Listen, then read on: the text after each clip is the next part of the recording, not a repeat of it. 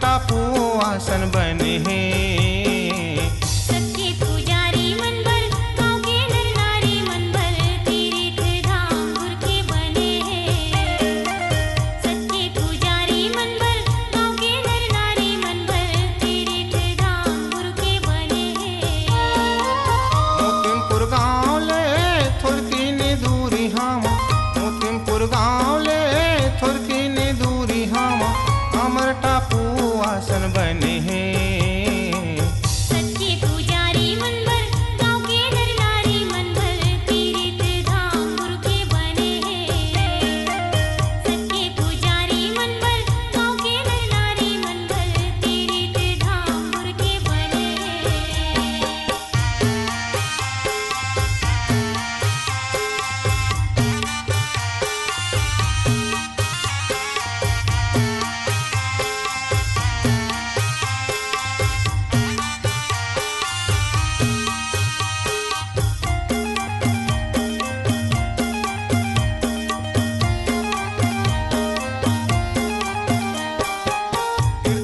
आगर नदी अमर टापू के घेरा, आकर के गुरु बाबा कर ले यहाँ बसेरा, आकर के गुरु बाबा कर ले यहाँ बसेरा।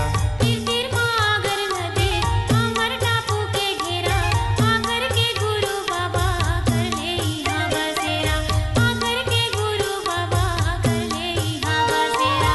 अमर टापू ले थोड़की ने दूरी हम, अमर टापू ले थोड़की ने दूरी हम, सोनपुरी गाँव है रे बस है। सच्चे पुजारी मनभर गाँव के नर नारी मनभर तीर्थ धाम गुर के बने हैं। सच्चे पुजारी मनभर गाँव के नर नारी मनभर तीर्थ धाम गुर के बने हैं।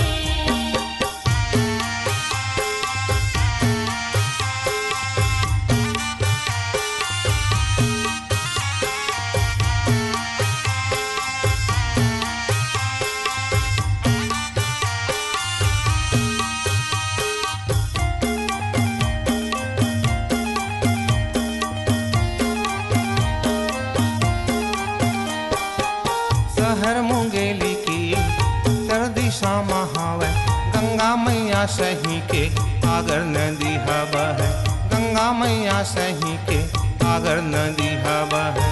शहर मुंगेली के उत्तर दिशा महावे, गंगा मैया सही के आगर नदी हवा है, गंगा मैया सही के आगर नदी हवा है।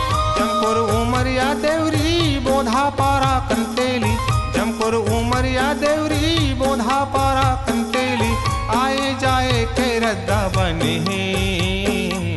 सच्चे पुजारी मनभर गाँव के नर नारी मनभर तीर्थ धाम गुर के बने हैं।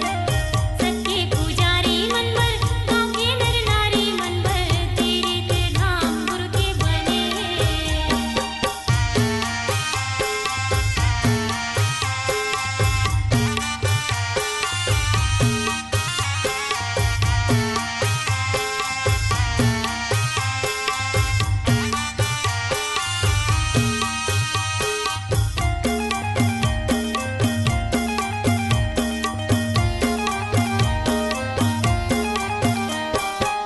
चटुआ खडुआ तेलासी गिरौदे धाम जैसे, चला बनाबो हमन अमर टापूला ऐसे, चला बनाबो हमन अमर टापूला जैसे।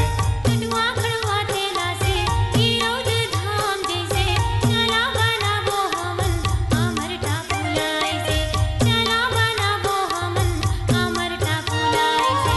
जुग जुग ले नाम रही मेला हा भरत रही, जुग जुग ले नाव रही, मेला हा भरत रही, सत्य निशानी खंभा गड़े हे। सच्चे पुजारी मन भर गाँव के नर नारी मन भर तीर्थ धाम गुरु के बने हैं।